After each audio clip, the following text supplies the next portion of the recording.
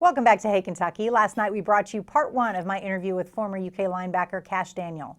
Tonight the conversation continues with more on his new web series and the current state of college football. Now, if you could have any one guest, anybody on off season, who would it be?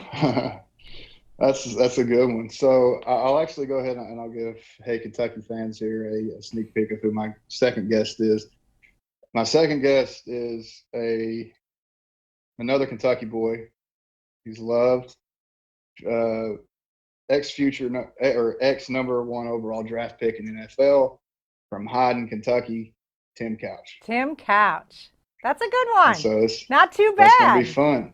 That's gonna be pretty fun. So me and Tim have talked about this, for a long time of, just trying to get out, and hang out and see what we can do. And he actually tagged me on an Instagram picture about a month ago and saying he needs some fishing tips from me. So I said, hey, this is the perfect opportunity.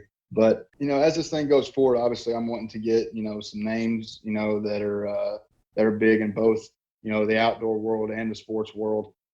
So like I was telling my friends the other night, hopefully at the end of this thing, like I'm bass fishing, with Randy Moss and Deion Sanders, and I'm going, hunting with Brett Favre, or somebody like that. So it'd just be really cool to see and really cool to do. And, hopefully this thing takes off and, we're running it the right way, I think. And, hopefully it just gets a start and, just keeps going. Well, if you go hunting with Brett Favre, I will 100% stalk wherever you are because he's my obsession. But we'll move on from that. Let's talk football for a second. We don't know if there's going to be a football season, or we don't know when it will happen or how it will happen, all of those things. So you, I'm sure, are still in contact with a lot of guys. What's the feeling? Everybody, I would think, wants to play, right? Oh, absolutely. I mean, I'm still in the group text, with some of my closest friends that they got redshirted the year that I did, so we came in together. And so I get on there and I'm not really part of the conversation, in that aspect anymore because I'm not the one, getting tested and going through all this stuff. But everybody's definitely wanting to play. And Jim Madalino, from my understanding and from the people I've talked to, I know Jimbo. He's one of the best in the country, if not the best in the country, of running a sports medicine program. Mm-hmm. You trust in Jim. Jim knows what he's doing. He's taken unbelievable care of me and so many other players, from the time that I was there and even before my time there. And I know he's running a really tight ship over there and doing everything that he can, to make sure that there's safety, in that building, is safety for each one of those players. So everybody's wanting to play. Everybody's eager to play, but at the same time, everybody's just playing by ear. Everybody's playing by ear for almost anything right now, jobs, sports, anything. So, hopefully, I really hope there's a college football season. This would be my first season ever to tailgate, and I really want to experience that.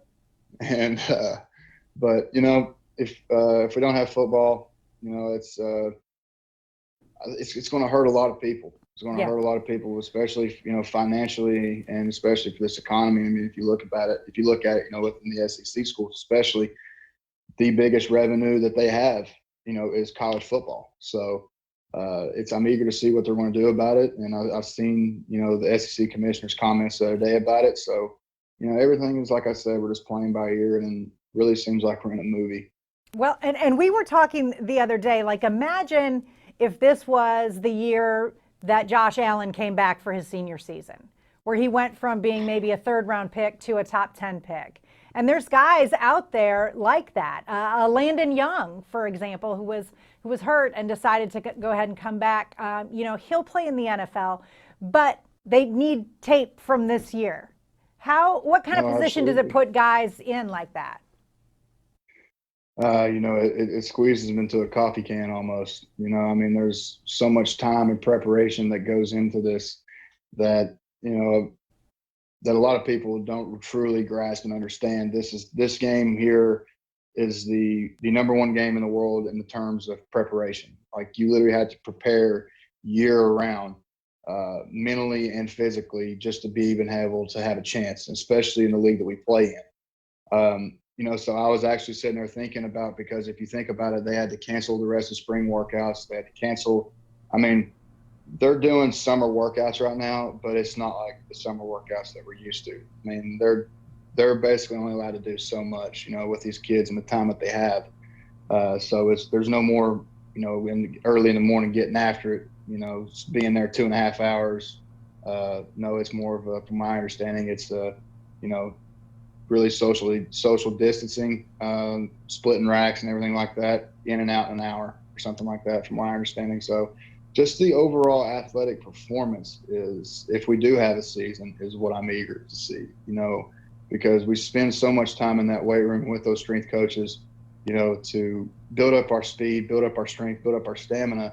And every year it seems like college football is producing bigger, faster, stronger athletes. So I'm anxious to see, if we do have a season, what that effect will have on them. But as far as terms of the NFL and everything goes, I mean, it's definitely crunch time when it comes to tape. And so, I mean, the tape that they do have, if there's some sort of abbreviation season where they cut it in half, or they shorten the game, or who knows what they're going to do with the game to be able to make sure that they play. So with the time that they have on the field and the time that they have in that, with their coaches and their strength coaches, literally, and I say this a lot to people to not take it for granted, but literally, this is the time where you're going to have to dial in, more than you ever have, just because of the restrictions that are going on and the timetable that you have. So I'm very anxious to see, what this season turns out to be. A huge thanks to Kash for being with us. Still ahead on A Kentucky, we're going to cover several more topics. That includes a video of a confrontation between a man and a sheriff's deputy in Louisville, in which police are accused of crossing the line. Don't go away.